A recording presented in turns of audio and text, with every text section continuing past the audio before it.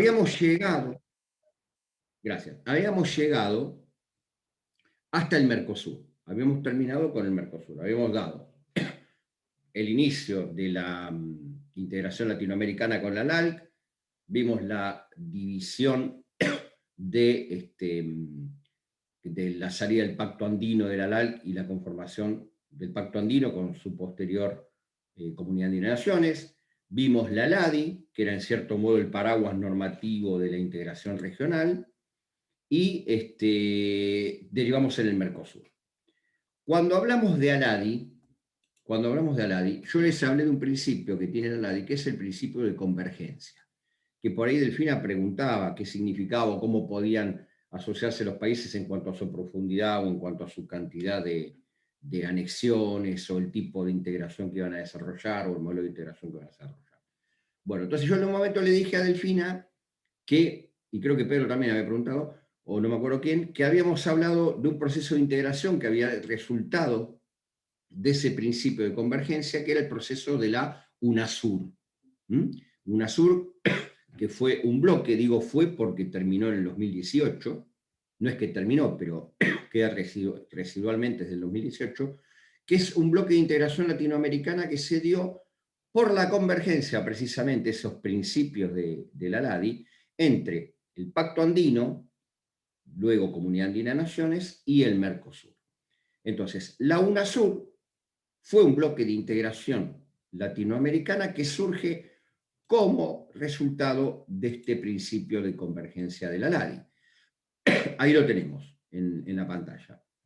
Seguimos con, sigan el programa, la materia, yo voy por los temas del programa para que ustedes se orienten. Tenemos dentro de lo que es la integración latinoamericana, el primer bloque que vamos a ver es la UNASUR. Palabra clave, convergencia, insisto, apoyado en los principios de la LADI, surge este concepto de UNASUR, que es Unión de Naciones Suramericanas. ¿Qué era la UNASUR? Era un espacio intergubernamental. Salvo la Comunidad Andina de Naciones, que tiene una estructura jurídico-institucional más organizada, más fuerte, y tiene hasta cierto atisbo de supranacionalidad, después todos los procesos de integración en Latinoamérica son intergubernamentales. Recuerden en base a qué, o en qué sentido, en el sentido de la toma de decisiones, o la forma de tomar decisiones dentro del bloque. Es decir, por lo general se toman por consenso. ¿Cuándo nace la UNASUR? Nace en el año 2004, pero no nace como UNASUR, nace como Comunidad Suramericana de Naciones. A partir de la Declaración de Cusco, se conforma esta Comunidad Suramericana de Naciones. El primer presidente de esta comunidad era el expresidente argentino Eduardo Duhalde, y empieza a deambular en cuanto a sus principios, en cuanto a su necesidad de coordinación de políticas, empieza a deambular dentro de los bloques de integración, fundamentalmente el Mercosur y el Pacto Andino. El objetivo, como les dije bien recién, era integrar los procesos de Mercosur y comunidad. Acá es con una I sola, no con dos. Ahí está, Comunidad Andina de Naciones. Integrantes, mirá Martín, ¿quiénes están? Guyana y Surinam, vos que el otro día me preguntabas. Argentina, Bolivia, Brasil, Colombia, Chile, Ecuador, Guyana, Paraguay, Perú, Surinam, Uruguay y Venezuela. Surinam y Guyana como países observadores. No les voy a tomar países de bloque de integración, Pedro, no se preocupen, eso no se lo voy a tomar. Bien, un tema menos. En mayo del 2008 se da una reunión en Isla Margarita, en Venezuela, y se cambia el nombre de Comunidad Sudamericana de Naciones y se da el Tratado de Constitutivo de la UNASUR. Es decir, ahí cambia un poco la idea del bloque, porque también cambia el objetivo. Es decir, pasábamos de un proceso de integración que tenía un objetivo que era converger dos bloques en uno, y se fija un objetivo más político. La UNASUR tenía más que nada un objetivo político, no era un instrumento de integración económica o no tenía un viso de profundidad en materia económica. Era un bloque más que nada de orientación política para zanjar deudas políticas o problemas políticos en la región. Entonces, a partir del 2008 nace el Tratado Constitutivo UNASUR, cambia lo que era la Comunidad Suramericana de Naciones, se transforma en UNASUR, con estos objetivos. Fíjense que son todos objetivos políticos, no son objetivos económicos. Eliminar la desigualdad socioeconómica. Yo el otro día les hablé, cuando les hablé del Mercosur y la conformación del Mercosur, que se había dejado de lado ese esquema del regionalismo abierto que tenía por objetivo, cuando se genera el Mercosur, de integrar economías en pos de una ampliación del mercado y transferencia de tecnología. Después del 2005, con esa famosa salida del ALCA que vamos a ver hoy, cambia la visión de la integración en Latinoamérica y se busca más una integración multidimensional que abarque aspectos políticos, sociales, culturales, pero no netamente económicos. Bueno, la UNASUR, así se dice, es un ejemplo de ello. Por eso, fíjense los objetivos: eliminación de la desigualdad socioeconómica, alcanzar una inclusión social y erradicar el analfabetismo, fortalecer el diálogo político y generar una integración energética y financiera. Porque esto es lo que se conoce en sectores de la integración, esto último que está acá, en cuanto al energético y lo financiero, que son dos materias pendientes en materia de integración Latinoamérica, en Latinoamérica. La integración energética es una materia pendiente porque la región latinoamericana es muy rica en recursos naturales capaces de promover o de generar recursos energéticos. Y la UNASUR venía, en cierto modo, a ordenar, desde el punto de vista político, fundamentalmente, cómo se daba la administración de esos recursos. ¿Para qué sirvió la UNASUR? ¿Para qué sirvió la UNASUR? Sirvió para poner paños fríos en ciertos conflictos políticos, insisto, no económicos, entre distintos países de la región. Por ejemplo, hubo un conflicto muy llamativo entre Colombia y Ecuador en una cumbre de UNASUR, por una cuestión de invasión de las Fuerzas Armadas de Colombia en territorio ecuatoriano, y se hizo una cumbre UNASUR para tratar de pacificar esa situación. Es decir, la UNASUR sirvió para eso. Hubo un intento de golpe de Estado en Paraguay. La UNASUR se reunió para que políticamente tratar de frenar ese golpe de Estado. Insisto, este bloque, que era un bloque de convergencia, era un bloque netamente político, no de regambre económico, no tenía objetivos económicos. Como quedó en lo político, no se profundizó. En el 2018 comienza el proceso de desintegración de UNASUR. ¿Por qué comienza este proceso? Porque, insisto, no se profundizaba en ningún aspecto más que el político. No había una profundización, no había un modelo definido, no había herramientas definidas, no había objetivos definidos, entonces comienza la desintegración de la UNASUR. Con el retiro, porque lo que hacen es retirarse, países de la UNASUR. No es que deja de funcionar el bloque. Se retiran los países principales, fundamentalmente Argentina, Brasil y Chile. Esto generó que el bloque entre en una crisis y se terminen retirando Colombia, Perú y Paraguay. La sede de UNASUR estaba en Ecuador, en Quito. Ahora ya se usa como, digamos, la desintegración del bloque llegó a tal magnitud que el edificio de la UNASUR se utiliza para una universidad pública ecuatoriana. Así que la UNASUR fue un bloque de carácter político que ya hoy no tiene vida útil. Vamos a otro esquema de integración, el ALBA. El ALBA. Una pregunta, Sí, ahí voy. ¿Quién me pregunta? Eliana. Eliana. Si la UNASUR hubiera hecho una reunión y hubieran cambiado el objetivo, ¿podrían haber seguido adelante como UNASUR o ya no? Sí, pero vos fíjate que hoy tenés, ahora lo vamos a ver, sí, porque los mismos países que generaban la convergencia en UNASUR, o la mayoría de los países que generaban la convergencia que dieron lugar a la UNASUR, son los mismos países que hoy están en un proceso de convergencia entre el Mercosur y la Alianza del Pacífico. La diferencia es que hoy se mantienen como bloques separados y están negociando. Pero si se hubiesen definido, digamos, los objetivos más allá de los políticos, los económicos o los estructurales o geopolíticos o geoeconómicos hacia terceros países o terceros bloques, los países de la UNASUR, ya conformado como bloque, tenían una gran potencialidad desde el punto de vista de posicionamiento en las relaciones internacionales. Porque eran economías muy grandes, vos pensás, Chile relacionado con muchos países en el mundo, con lo cual permitía una diversificación de ingresos de productos a gran escala. Argentina, con todo lo que representa la economía argentina para la región o lo que representaba para esa época. Brasil como un mercado más que atractivo, al igual que Argentina.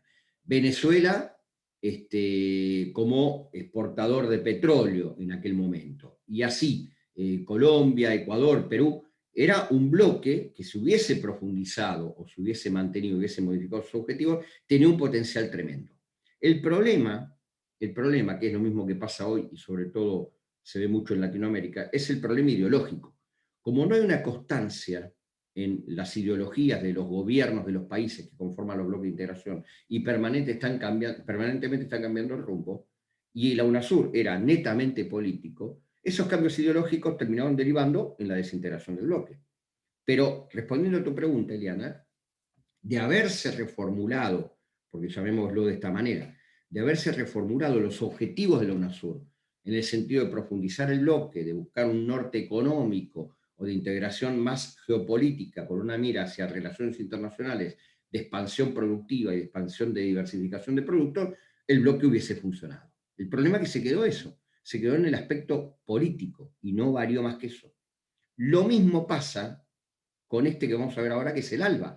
El ALBA no está desintegrado, pero es un bloque que tenía una característica, una ideología política y no profundizó más allá de eso. Entonces, cuando vos te quedás en lo político o en las ideas y ves que no tenés beneficio o que no funciona o no marcha la situación, lo lógico o lo común sería que, bueno, que se desvanezca o que desaparezca o que de a poquito se vaya debilitando.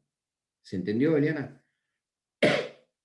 No sé Sí, si... sí, sí, sí, o sea, me parecía una pena el hecho de que el encontrar un, no sé si la palabra es un tratado, pero una unión entre entre países que unidos podían ir más allá, digo, ya que estamos, hagamos algo que funcione. Pero bueno, nada, yo Es desde mi que lugar digo esto y los que están en esa no querían, así que bueno, no, es está que bien. potencialmente era muy buena la idea, el esquema era muy bueno. El problema, te repito, es como era un bloque netamente político, ideológico, al cambiar las ideologías de los países, al mutar las ideologías de los países, vos fíjate, ¿quién está en Brasil hoy? Bolsonaro. Es diametralmente opuesto a lo que decía Lula. En aquel momento estaba Lula. ¿Quién está en Argentina hoy? Macri. Alberto Fernández. Es diametralmente opuesto a lo que pensaba Macri en relaciones exteriores. ¿Me entendés? Y la salida argentina en UNASUR se da cuando el gobierno de Macri. Lo mismo pasa en todo, es decir, ¿por qué Venezuela está suspendida? Porque durante el gobierno de Macri se la suspendió del Mercosur. Mientras vos antepongas intereses políticos a intereses económicos generales, la consecuencia lógica sería la desaparición del bloque. ¿Qué es lo que pasó con UNASUR? Está bien lo que vos decís, era un bloque potencialmente apto para desarrollar un montón de cosas, desarrollar la economía de la región, posicionamiento de acuerdo al esquema ese que habíamos visto, sociológico, sistémico, a nivel internacional, importantísimo, lograr un mejor estatus en la negociación. Mirá, sin ir más lejos, la negociación de las vacunas. Hoy como bloque, UNASUR hubiese conseguido, no sé, millones de vacunas a una mejor condición de negociación, si hubiese habido una unión. ¿Se entiende? Pero bueno, como fue una decisión política la conformación del bloque, se quedó en el apartado político y no fue más allá que eso, sucumbió, lamentablemente, sucumbió y quedó ahí. ¿Sí? Bien. Seguimos. El otro bloque de integración que sigue la misma línea de Sur es el ALBA. Fíjense los años, todos son, por más que no los voy a tomar, fíjense porque hay un periodo de tiempo en el cual se desarrollan estos bloques y tienen que ver con la ideología. El ALBA nace en 2004. Fíjense quiénes lo fundan, Hugo Chávez y Fidel Castro, dos dirigentes que en este momento ya no están más, que fallecieron y dejaron la línea de la integración en este sentido. El ALBA nace con la firma de un acuerdo bilateral en La Habana de colaboración y complementación político, social y económico. Acá hay un poquitito más, Eliana. Además de lo político y lo social está lo económico. Pero dos economías muy limitadas, porque Venezuela lo único que aportaba era petróleo y gas, y Cuba, turismo, porque no tiene otro nivel de producción. ¿Cuáles eran los objetivos? Desarrollar el diálogo subregional, es decir, una generalidad, luchar contra la pobreza y la exclusión social, esto es una declamación propia de todos los bloques de integración, promover los derechos humanos, laborales y de la mujer, promover la defensa del medio ambiente, eliminar el analfabetismo, expulsar el dólar de los pagos interregionales. Perdónenme, pero esto es una locura. Expulsar el dólar de los pagos interregionales, cuando todas las economías latinoamericanas se mueven en función del dólar. ¿Leyeron la noticia de El Salvador que hoy va a adoptar el Bitcoin como moneda de curso legal? El Salvador va a adoptar el Bitcoin como moneda de curso legal con paridad al dólar. Y vos querés eliminar el dólar como pago subregional. La economía argentina está dolarizada tácitamente, pagamos obligaciones en dólares, los brasileños también, los chilenos también, es decir, una decisión política que no iba con el esquema que se venía manejando. Pero bueno, por eso digo, Pero, Diana, son pero muy acuerdos propio. políticos. Perdón, Martín. Iba a decir que es un pensamiento muy propio de las dos personas que se pusieron de acuerdo para formar el ALBA. Exactamente, exactamente. Pero bueno, es un pensamiento político. ¿Y cómo se pagaban, profe? ¿Eh? ¿Cómo se pagaban? ¿Con caramelo como en el chino? ¿Cómo hacían para No, la las idea era transacciones? expulsar el dólar, el objetivo. Era un objetivo. ¿Lo consiguieron? No. Si el bloque terminó sucumbiendo. Si ustedes entran a la página del ALBA, hace años que no emiten una declaración presidencial.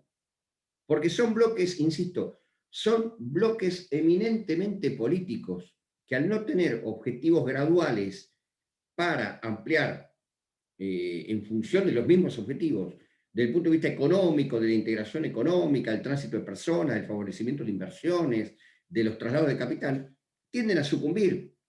¿Por qué tienden a sucumbir? Porque donde te cambia la idea económica, o te cambia el rumbo político, digo, o la idea política del país, el bloque tiende a sucumbir. La UNASUR es el ejemplo clave.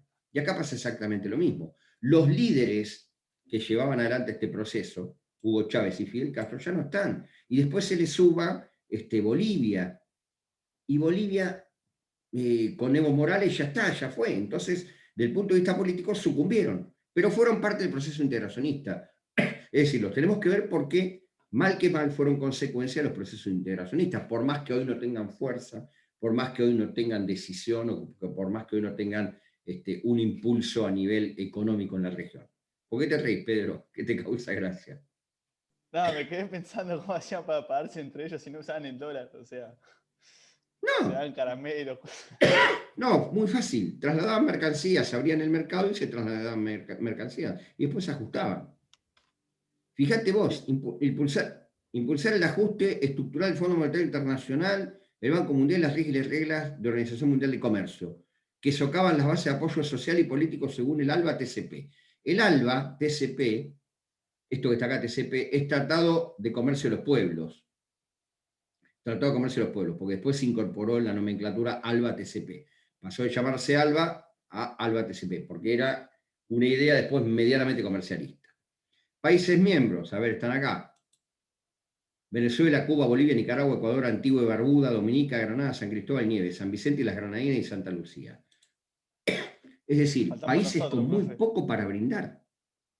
Países con muy poco para brindar desde el punto de vista geoeconómico, con muy poco nivel de posicionamiento. Está claro que son esquemas netamente políticos. E insisto, en integración, lo que no tiene una profundidad económica a la larga termina sucumbir, que es lo que pasó con estos dos bloques, ALBA y UNASUR. ¿Cuál viene ahora? El NAFTA. Acá la cosa se mueve un poquito. ¿Me ven ahí? Sí. Ahí está. Se ve bien. Bien. Está en el ALBA atrás. Ah. El NAFTA, ahí está. Gracias, Alfredo. Bueno, el NAFTA. El NAFTA es el Tratado de Libre Comercio de América del Norte conformado por Estados Unidos, México y Canadá. Fíjense acá, en el 2018-2020 se reformuló el NAFTA y hoy se lo conoce como USMCA, que es Estados Unidos, México y Canadá. Así se denomina hoy el NAFTA. Pero el nacimiento se da en el año 94. A ver, ¿qué tenemos en el año 94? En Europa tenemos la firma del Tratado de Maastricht en el año 91 y la conformación de la Unión Europea. Tenemos la Organización Mundial de Comercio, que administra el comercio internacional y profundiza el traspaso de mercancías con reglas claras. En Latinoamérica tenemos la Comunidad Andina de Naciones y el Mercosur, que crecen como mercados. Entonces, ¿qué país empieza a mirar con cierto recelo todos estos movimientos a nivel internacional? Estados Unidos. Estados Unidos. Estados Unidos empieza a perder mercados por estos efectos o estos eventos que yo les estoy dando. Entonces, desarrolla un tratado bilateral con Canadá. Estados Unidos y Canadá son países que están en contra de los procesos integracionistas naturalmente, pero entre ellos dos celebran un acuerdo de comercio bilateral. Y en México sucede una cosa a principios de los 90, sucede un hecho económico que se conoce como efecto tequila, que lo han escuchado nombrar. El efecto tequila provoca un quiebre, un default de la economía mexicana. Entonces, Estados Unidos es quien va en salvataje, digamos, o que va a salvar la economía mexicana, y teniendo en cuenta el contexto internacional que se estaba dando, le propone a México incorporarse a ese acuerdo bilateral que tenía firmado con Canadá. Entonces, conforman en el año 94 el NAFTA. El NAFTA es un acuerdo que es una zona de libre comercio. Zona de libre comercio. Es el acuerdo más básico de integración. Ni siquiera tiene estructura jurídico-institucional. Fíjense, ni siquiera tiene estructura jurídico-institucional. No hay organismos en el NAFTA. Es un acuerdo de traspaso de mercaderías y servicios. Nada más. Nada más. Se limita a eso. La motivación de la firma del NAFTA está dada por este fenómeno integracionista que estaba copando el mundo. En Latinoamérica estaba agrandándose y en Europa estaba expandiéndose con el nuevo poder que tenía la Unión Europea a partir del Tratado de Maastricht. Entonces, vamos a ver cuáles son las características del NAFTA. Se firma en 1994, Tratado de Libre Comercio, acá lo dice expresamente, de América del Norte. Lo conforman USA, Estados Unidos, Canadá y México. El objetivo del TLCAN, o Tratado de Libre Comercio de América del Norte, es el perfeccionamiento de una zona de libre comercio, bienes, servicios y capitales para el 2005. Fíjense que todos fijan más de 10 años. El Mercosur fijó 4 años. El otro día decíamos que veníamos bárbaros hasta que nos fuimos a la banquina, porque en 4 años queríamos hacer lo que todos hacen en más de 10 años. Bueno, la idea es conformar una zona de libre comercio.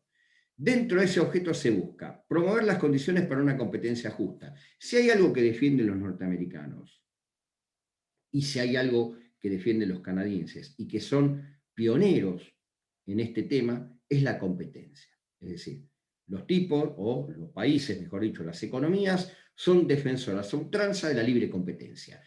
Toda la normativa que hay sobre libertad de competencia, lealtad comercial, etcétera, etcétera, etcétera, se ha apoyado en la legislación norteamericana, que desde el principio del siglo pasado, de 1917 más o menos, con fallos como Scott Rodino y otros fallos, más adelante, mucho más adelante, los fallos de Bill Gates y la desintegración de Microsoft, son antecedentes de la libre competencia. Entonces, lo que ellos promueven es la necesidad de una competencia justa. Esto es lo que propone el Acuerdo de Libre Comercio de América del Norte.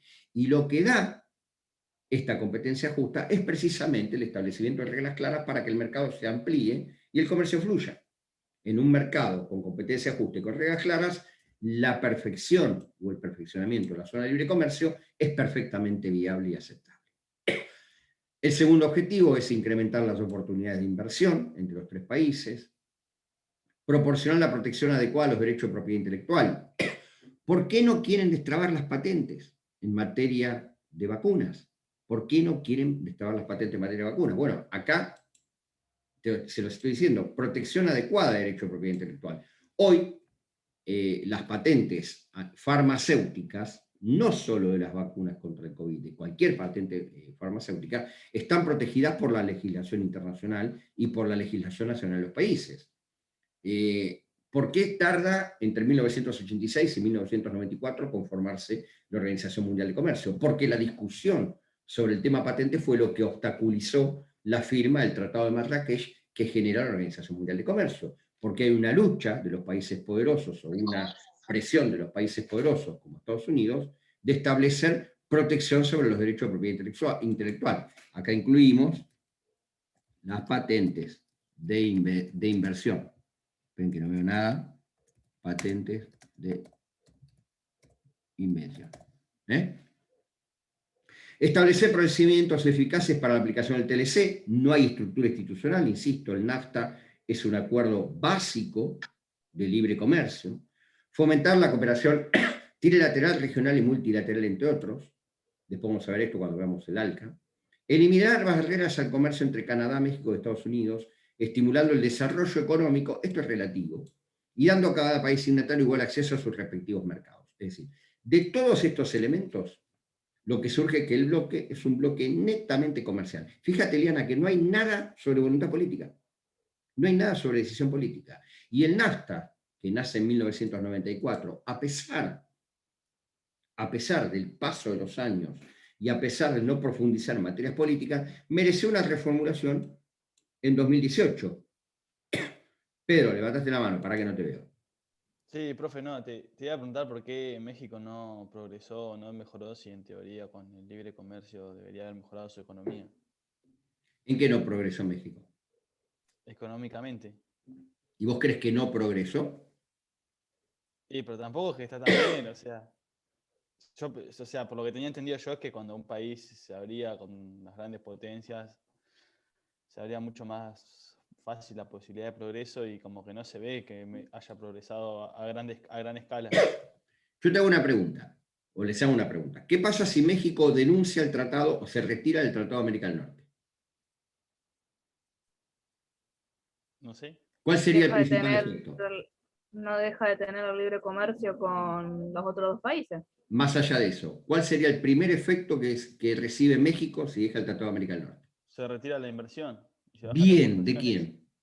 de los países americanos, No, ¿de de quién? Estados Unidos y Canadá. De Estados Unidos. A Canadá no le interesa México. A Canadá no le interesa México. ¿Y cuál es el efecto si retiras la inversión? El primer efecto que te genera. Inflación. No, No, al revés, deflación o no. no. Entonces, no sé. Desempleo. Ah, bueno. Desempleo. Imagínate 27 millones de mexicanos desempleados de golpe. 27 millones de mexicanos desempleados de golpe. Estados Unidos, con la firma del NAFTA, además de rescatar la economía mexicana después de la caída del efecto tequila, instaló lo que se conoce como industria de maquila o ensamble. Y por acuerdos llegó una gran inversión en industria de maquila o las maquiladoras, que son industrias de ensamble en México, que generaron un gran crecimiento de la economía mexicana y un gran aporte al fomento de empleo. Es decir, en México, casi toda la industria es de origen norteamericano. Si yo denuncio ese tratado, el primer efecto nocivo que yo tengo es el desempleo, porque se me va toda la inversión. ¿Me entendés? Lo primero que te hacen los norteamericanos es retirar la inversión. ¿Se entiende? Fíjate vos que ellos inclusive tienen problemas migratorios. Pero Estados Unidos está lleno de mexicanos. Ustedes van a California y son todos mexicanos. Van a Miami y son todos cubanos y mexicanos. Es decir, beneficios tienen, pero tienen beneficios que no han sabido explotar a largo plazo, porque no generaron una industria propia. Depende de la industria y la inversión norteamericana. Esto de las maquilas que yo te digo es fundamental. Hay una región de México que se llama Hermosillo. En Hermosillo está la planta de Ford más grande de América. Y es la planta productora de Ford. ¿Cuántos Ford de México vienen a Argentina? ¿Vieron cuando dice realizado en México? Se realiza en esa planta. ¿Y cuánto empleo da esa planta? Entonces, denunciar ese tratado, salirse de ese tratado, implica tener efectos. Que no haya crecido es un problema de un efecto, una mala distribución de los recursos que recibió. Pero la economía mexicana responde fundamentalmente, después de la crisis del efecto tequila, al auxilio que le da a Estados Unidos. No solo auxilio financiero, sino auxilio productivo. Por esto que le estoy diciendo de las maquilas o de las empresas maquiladoras o ensambladoras. Pero la economía mexicana no está tan mal. Tiene ingresos por las maquilas, tiene ingresos por la exportación de sus productos y tiene un gran ingreso que es el turismo. Porque lo que ha negociado México con Estados Unidos es el ingreso del turismo. Hay lugares que son invadidos por norteamericanos, que tienen facilidades para llegar a México.